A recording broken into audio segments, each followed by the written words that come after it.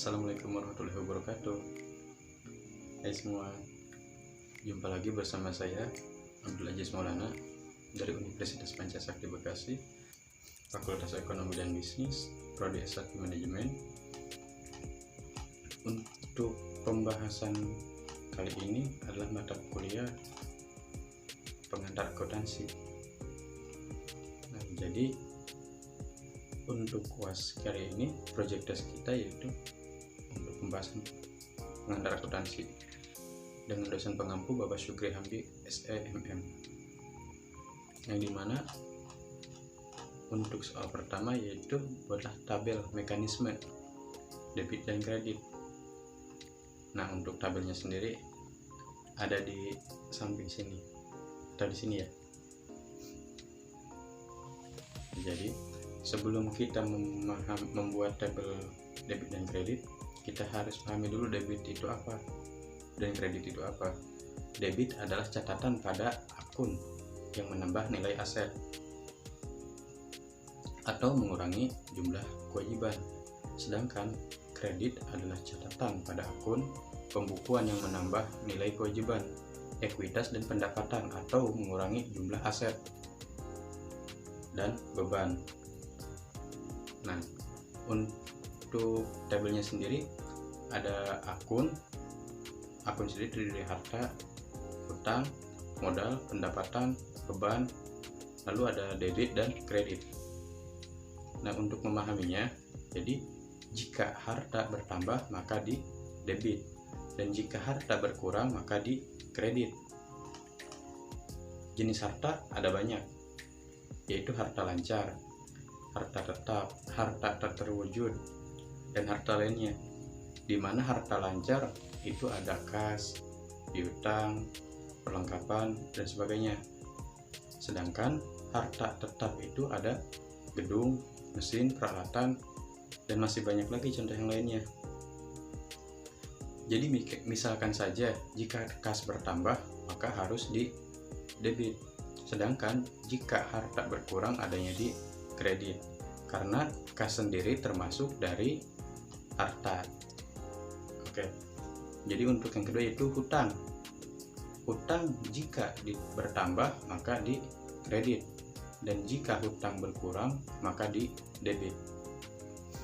Nah, jadi untuk hutang sendiri itu kebalikan dari harta. Lalu yang selanjutnya adalah modal.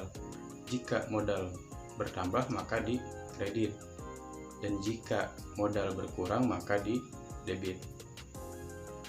Untuk pendapatan, jika pendapatan bertambah maka di kredit, dan jika pendapatan berkurang maka di debit, dan jika beban bertambah maka di debit, dan jika beban berkurang maka di kredit. Nah, jadi untuk yang kedua yaitu rumus persamaan dasar akuntansi. Untuk rumusnya sendiri yaitu harta sama dengan hutang ditambah modal.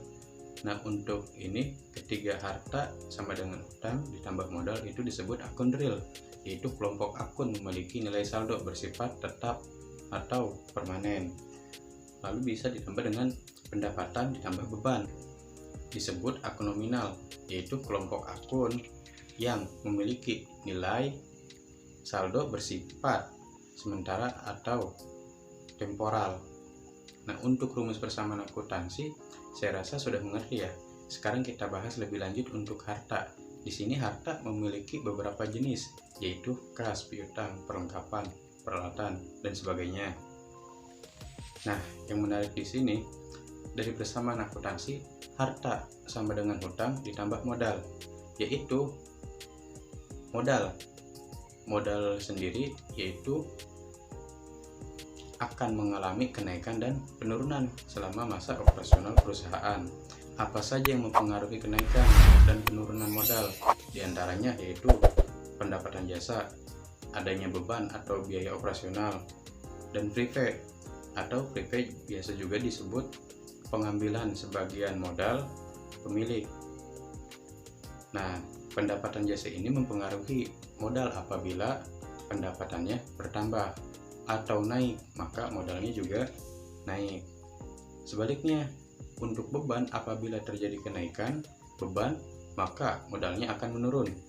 Dan apabila terjadi kenaikan free pay, maka modalnya akan turun akibat kenaikan dari adanya beberapa jenis akun.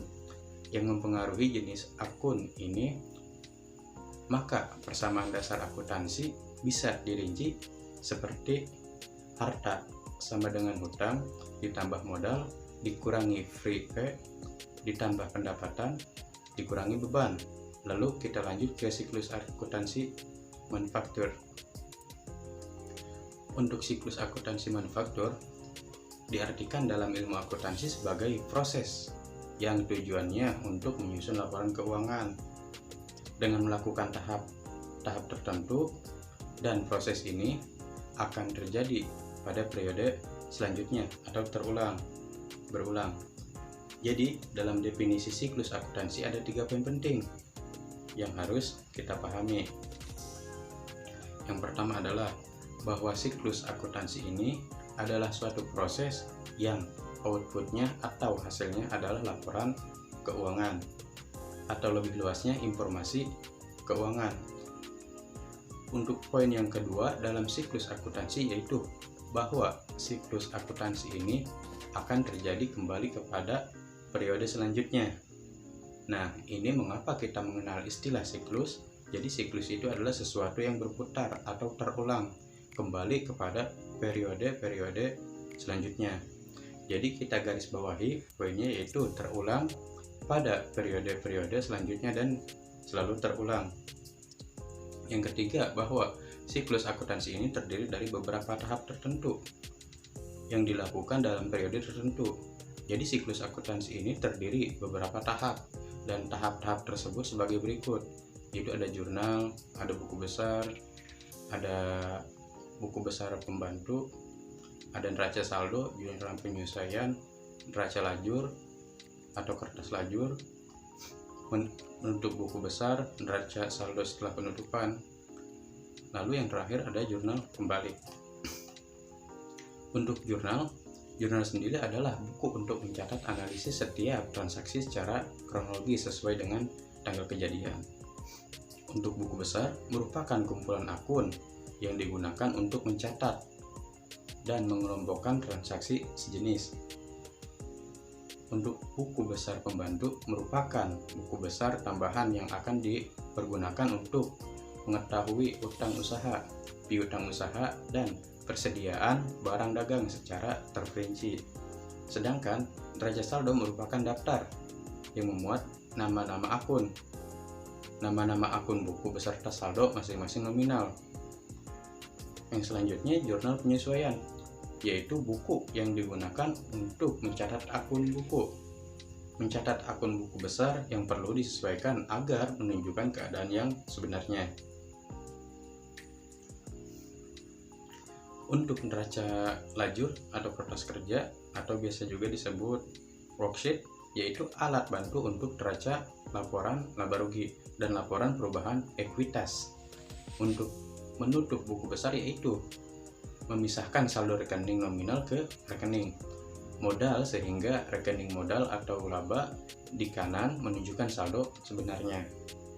Untuk neraca saldo setelah penutup yaitu memastikan akun-akun besar dalam keadaan seimbang sebelum memulai pencatatan periode berikutnya. Yang terakhir jurnal pembalik. Jurnal pembalik yaitu jurnal yang dibuat pada awal periode akuntansi sebagai akibat adanya penyelesaian atau pemindahan dari akun real ke akun nominal. Dan untuk tahap-tahapnya sendiri bisa kita bagi dulu menjadi 3. Ada tahap pencatatan, ada tahap pengikhtisaran, ada tahap laporan. Untuk tahap pencatatan yaitu pembuatan atau penerimaan bukti transaksi. Kedua, pencatatan dalam jurnal. Dan yang ketiga, pemindahan ke buku besar. Untuk tahap pengikhtisaran sendiri yaitu pembuatan neraca saldo, pembuatan neraca lajur atau jurnal penyesuaian, penyusuran laporan keuangan, pembuatan jurnal penutup, pembuatan neraca saldo penutup, dan pembuatan jurnal balik. Nah, jadi dari tahap pencatatan itu ada bukti transaksi. Nah nanti ke jurnal khusus, ada jurnal penjualan, pembelian, atau jurnal penerimaan kas. Nah lalu selanjutnya kita posting ke buku besar. Dari buku besar trial balance ke neraca saldo, apakah ini sudah benar atau belum dari ketiga ini. Nah bisa kita lihat di tabel berikut ya, untuk siklus akuntansi manufaktur sudah tersedia tabelnya kan. Nah jadi dari tahap pencatatan itu ada bukti transaksi. Setelah adanya bukti transaksi, lalu kita ke jurnal khusus. Setelah jurnal khusus itu lalu kita posting ke buku besar, dan setelah kita posting ke buku besar lalu kita ke neraca saldo. Nah kita di sini akan melakukan trial balance, apakah sudah balance atau belum, dan jika belum pasti ada kesalahan di antara yang ketiga tadi, dari bukti transaksi, ada dari jurnal dan buku besarnya. Lalu setelah dari neraca saldo kita ke jurnal penyesuaian. Setelah jurnal penyesuaian lalu akan dilakukan jurnal penutup. Namun sebelum itu kita bisa untuk membuat laporan keuangan. Nah setelah dari jurnal penyesuaian kita ke jurnal penutup. Dari jurnal penutup itu maka akan lanjut prosesnya ke menutup buku besar, dan setelah menutup besar nanti kita akan lanjut proses ke neraca saldo setelah penutup. Dan untuk laporan keuangan sendiri itu ada laporan biaya produksi, laporan laba rugi, ada laporan perubahan ekuitas, laporan neraca, laporan arus kas, dan catatan atas laporan. Nah jadi untuk yang selanjutnya yaitu dimana kita diminta untuk membuat jurnal umum dan dari transaksi yang sebagai berikut. Nah jadi untuk jurnal umumnya sendiri seperti ini ya.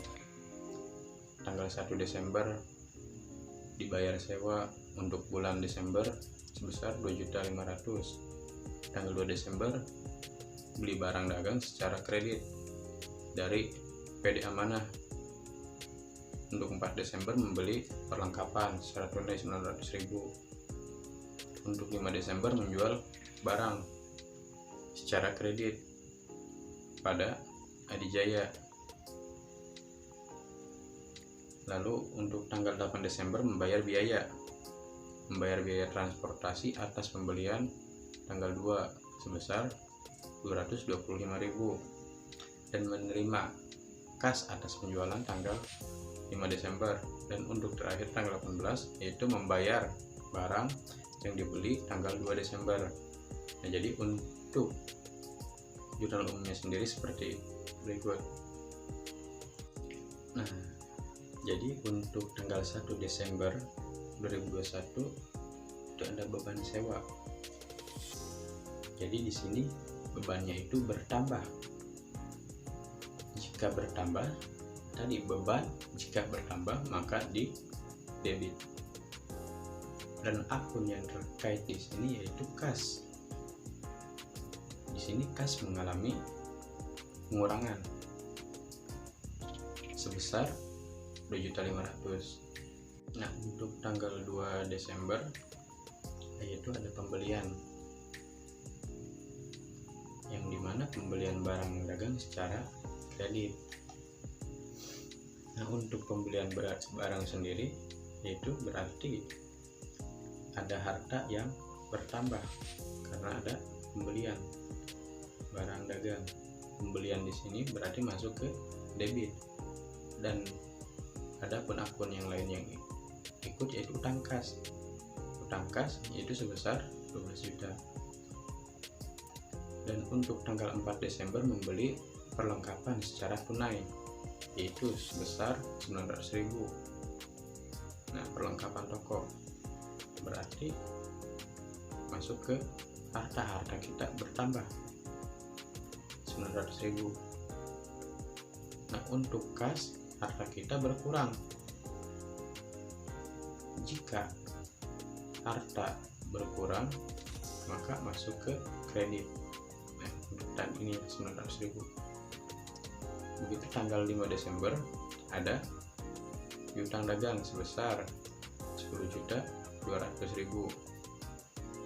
Dan untuk penjualan itu masuk ke kredit 10.200.000. Lalu pada tanggal 8 Desember beban angkut pembelian yaitu sebesar 225.000. Penambahan, jika beban bertambah maka ada di debit, dan akun yang ikut di sini ada harta, itu kas. Kas di sini jika kas berkurang maka ada di kredit. Nah, ini sebesar 225.000. Pada tanggal 13 Desember menerima kas atas penjualan tanggal 5 Desember. Nah, baik kita lihat. Kas bertambah pada tanggal 13 Desember 2021 yaitu sebesar 10.200.000. Nah, piutang dagang sendiri mengalami pengurangan karena telah melunasi piutang dagang pada tanggal 5 Desember tadi sebesar 10.200.000. Maka kas bertambah dan piutang dagang berkurang. Nah, untuk hutang sendiri di sini hutang mengalami penambahan yaitu sebesar 12 juta. Nah, pada tanggal 18 Desember ada hutang dagang dan kas. Hutang dagang yaitu hutang dagang yang kita beli secara tadi. Untuk pembelian pada tanggal 2 Desember yaitu dengan secara kredit atau istilahnya shipping point sebesar 12 juta tadi. Nah, jadi hutang kita bertambah, berada di debit, dan untuk kas itu berkurang sebesar 12 juta karena kas mengalami pengurangan. Nah, untuk jumlahnya sendiri yaitu 48.025.000. Nah, samakan balance. Oke, jadi untuk soal yang selanjutnya adalah menghitung harga pokok produksi berdasarkan transaksi sebagai berikut. Persediaan barang dalam proses awal 40.000, persediaan bahan baku awal 60.000, bahan baku tersedia dipakai sebanyak 810.000, jumlah pemakaian bahan baku 785.000, biaya tenaga kerja tidak langsung TKTL sebesar 220.000, bahan penolong itu 50.000, biaya overhead pabrik lain-lain 50.000, biaya asuransi mesin 12.000, biaya sewa gedung pabrik 160.000, dan biaya devariasi mesin pabrik adalah 50.000. Persediaan barang dalam proses akhir periode adalah sebesar 30.000. Maka akan kita hitung sebagai berikut. Nah, ada tabel di samping ya. Untuk persediaan tadi awal 40.000. Terus ada persediaan bahan baku awal 60.000. Jadi kita jumlah lalu menemukan hasil sebagai berikut, dan ada pengurangan ya. Mungkin untuk pengantar akuntansi cukup sekian ya. Mungkin jika ada yang perlu ditanyakan, karena untuk soal-soal yang terakhir saya singkat ya, karena waktunya juga kita sudah mepet juga. Mungkin nanti kita bisa bahas di lain kesempatan ya. Mungkin cukup sekian, atau mungkin jika ada yang ingin ditanyakan bisa langsung komen saja di bawah apa aja yang akan kita bahas selanjutnya. Mungkin bisa komen di bawah ya. Mungkin cukup sekian dari saya. Assalamualaikum warahmatullahi wabarakatuh.